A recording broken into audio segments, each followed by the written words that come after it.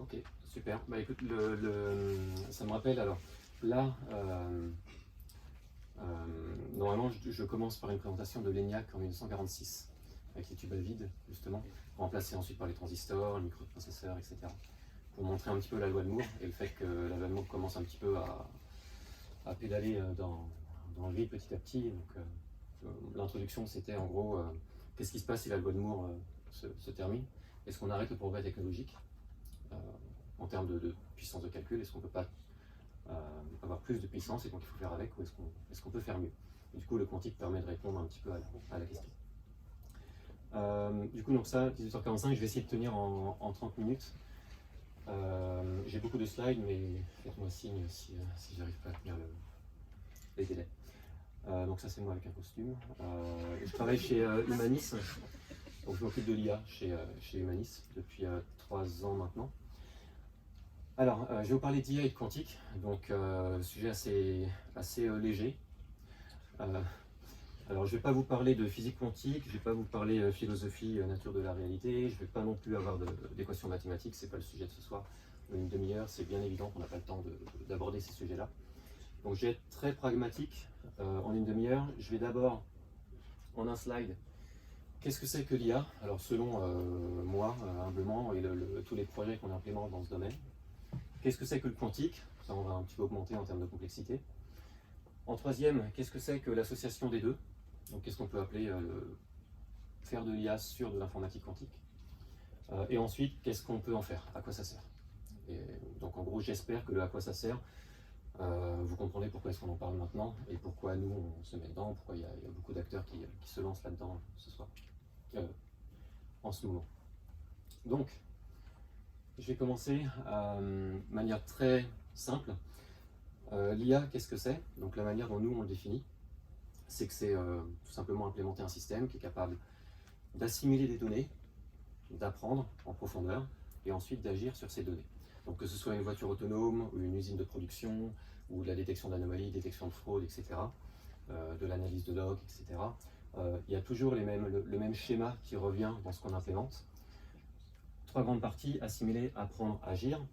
Avec dans la partie assimilée, on va ingérer des données, que ce soit de l'IoT, des référentiels, des fichiers Excel, des ERP, des systèmes, des maquettes 3D de bâtiments si on est dans le smart building, etc. Il y aura des problématiques de stockage, il y aura des problématiques de structuration des données, donc là c'est du small data, big data, structuré, non structuré, SQL ou pas, etc. Donc ça c'est des problématiques d'architecture et surtout de data engineering. Et ensuite, dans la partie apprentissage, nous ce qu'on fait, c'est qu'il y a une partie conceptualisation, où en général on a besoin de CPU, de GPU, peut-être un jour de QPU, Quantum Processing Unit, ou de FPGA. Donc ça en général, ça demande beaucoup de puissance de calcul, entraîner des modèles. Et ensuite, une fois que ces modèles sont prêts, en général, on les déploie, on les utilise en général sous forme d'API.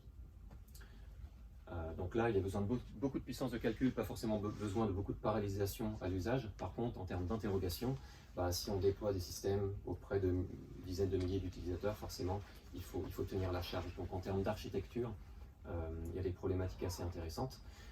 Et ensuite, le dernier point, c'est affiner au fil du temps. Donc c'est ce que j'appelle moi le human in the loop. Donc c'est en gros avoir des interfaces graphiques pour permettre aux humains de corriger les algorithmes quand ils se trompent. Voilà, partie apprentissage. Et bien la partie action, où là on va agir à partir des résultats que les algorithmes nous donneront.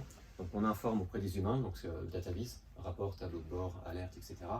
On connecte les systèmes entre eux et on peut dialoguer en langage naturel. Donc en général, un projet d'IA, la manière dont on l'implémente, recouvre les 8 premiers verbes. Le dernier, c'est tout ce qui est chatbot, on l'utilise un petit peu moins en général. Et donc là, on voit tout de suite que le quantique ne va pas adresser toutes ces briques. Ce sera essentiellement la partie conceptualisation et interrogation, donc fabrication des modèles et interrogation.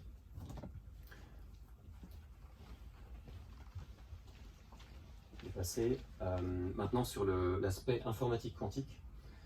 Nous, la manière dont on l'explique, c'est que c'est tout simplement l'application de certaines propriétés de la matière à l'échelle atomique ou subatomique, donc certaines propriétés de la physique quantique pour traiter l'information, donc ça c'est la définition de l'informatique, en utilisant certains algorithmes pour accélérer certains problèmes existants ou répondre à des nouveaux problèmes.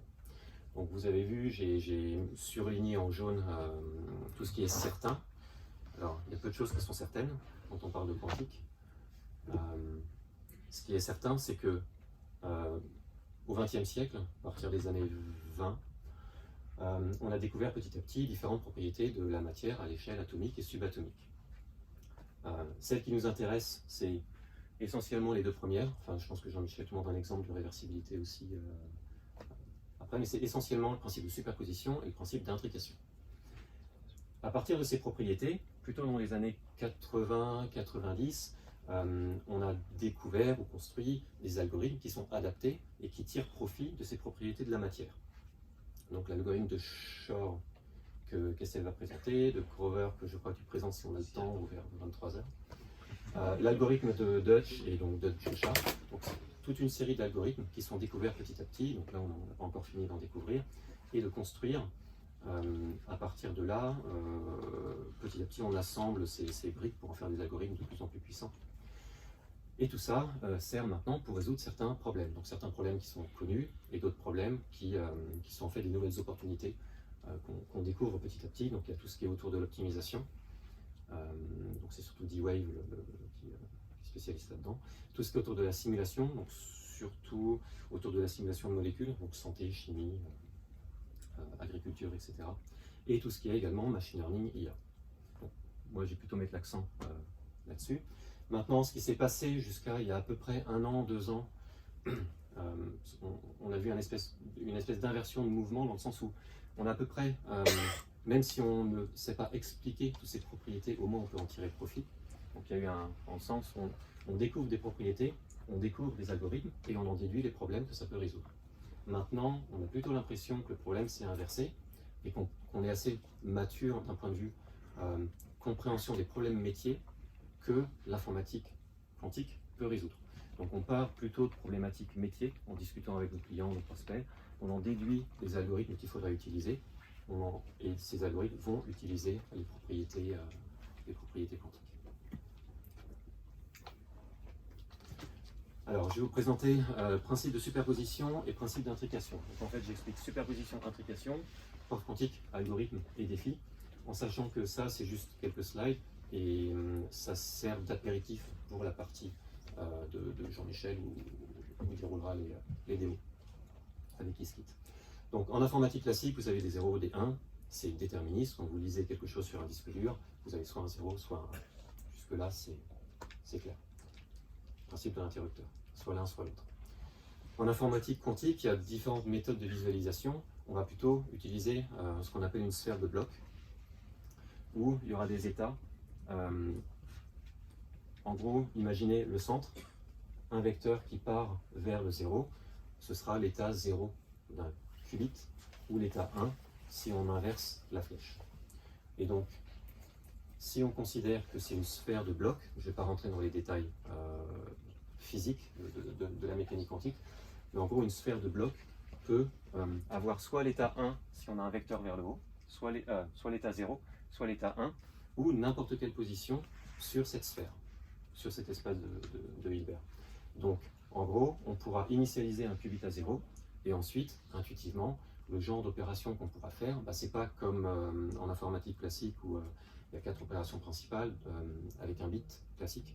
On met à 0, on met à 1, on fait l'identité ou la négation. 4 portes classiques, ce sera plutôt des rotations qu'on va faire autour de ces différents axes. Ce qui va compliquer un petit peu en termes d'algorithme qu'on pourra faire. Sur cette intuition, je vais continuer sur la partie intrication. Qu'est-ce que ça veut dire d'intriquer des qubits? Imaginez, vous prenez, alors dans la salle, il y en a peut-être qui comprennent le principe d'intrication, d'autres non. Donc ça, c'est un exemple où je déroule en 1 minute pour expliquer, pas trop dans les détails, le principe d'intrication. Imaginez, vous prenez une chaussette, vous en prenez une deuxième, vous les mettez ensemble, vous obtenez une paire de chaussettes. Vous l'achetez en l'air, il y a une chaussette qui retombe et une autre qui part en orbite. On vous bande les yeux, on vous anesthésie les jambes et on demande à un volontaire, bon, je n'ai pas poussé l'image jusqu'à prendre un volontaire dans la salle, mais à enfiler une chaussette à la personne. Tant que vous n'avez pas ouvert les yeux, enfin vous n'avez pas soulevé le bandeau, vous ne savez pas à quel pied est votre chaussette. Ça peut être sur le pied gauche, ça peut être sur le pied droit. Donc là, on n'a pas encore fait la mesure, on n'a pas encore regardé si c'est sur le pied gauche ou sur le pied droit. Par contre, à partir du moment où vous soulevez le bandeau, vous apercevez que tiens, j'ai la chaussette sur le pied gauche. De fait, c'est la chaussette gauche que j'ai à mes pieds. Donc la chaussette qui est en orbite, si dans la réalité, ça ne va pas fonctionner comme ça, mais la chaussette qui est en orbite, ce sera forcément la chaussette droite. Dans le mode quantique, à l'échelle atomique et subatomique, il y aura un petit D marqué sur cette chaussette, parce que ce sera concrètement la chaussette droite. Alors nous, bipèdes, on a 2 pieds. Maintenant, on pourrait intriquer plus de ces particules. Donc là, j'ai pris l'exemple avec gauche-droite. C'est-à-dire que si on intrigue 2 qubits, on fait des opérations sur le premier, on mesure, on trouve 0, l'autre sera à l'état 1. Ces qubits, on peut en intriquer plus. Donc nous, bipèdes, pour un chien, ça pourrait être 4, 6, 1000, etc. Donc là, pour donner un exemple, D-Wave en sont actuellement à 2000 qubits intriqués, et l'année prochaine, ils en seront à 5000 avec un nouveau processeur. Donc le principe d'intrication, intuitivement, ça va permettre de manipuler un qubit pour agir sur une multitude d'autres qubits. Donc en termes de performance, il y aura des algorithmes qui tireront profit de cette propriété-là. Pardon, tu oui. Pas manipuler, tu entends observer? Non, manipuler, passer dans des portes en fait, appliquer des rotations sur un qubit. Une petite porte, on va vers le bas, on manipule le premier qubit, ça agira sur l'autre une fois qu'on aura fait les mesures. Donc, en termes de port, donc là j'ai expliqué en classique, en informatique classique, donc 0, 1, switch. On peut mettre à 0, mettre à 1, faire l'identité, faire la négation, et du coup on peut en déduire des portes dans des circuits classiques. Donc là j'ai dessiné juste deux portes assez classiques. La porte NOT, donc si c'est 0 on obtient 1, si c'est 1 on obtient 0. La porte NAND, et AND, etc. En quantique, on aura ce même principe de porte quantique. Simplement les opérations, ce ne sera pas des opérations classiques, ce sera des rotations. Donc en gros ce qu'on pourra faire avec un qubit, ce sera faire une infinité d'opérations, et ces opérations, ce sera des rotations sur les différents axes, X, Y, Z, n'importe où sur cette sphère, et ce sera l'objet des démos juste après. Dans les portes les plus classiques, par exemple, ce qu'on appelle toutes les matrices de Pauli, toutes les portes de Pauli, donc porte X, c'est tout simplement une rotation de 180 sur l'axe des X. Porte Y, une rotation de 180 degrés sur l'axe des Y. La porte de Hadamard, ce sera un état de superposition où on va faire 90 degrés comme ça. Et donc 50% du temps, on va mesurer, on va voir 0, et l'autre 50% du temps, on va voir 1. Et donc il y a d'autres portes qui seront montrées dans les différentes démos. Swap, CNOT qui est très intéressante, Rifkin, etc.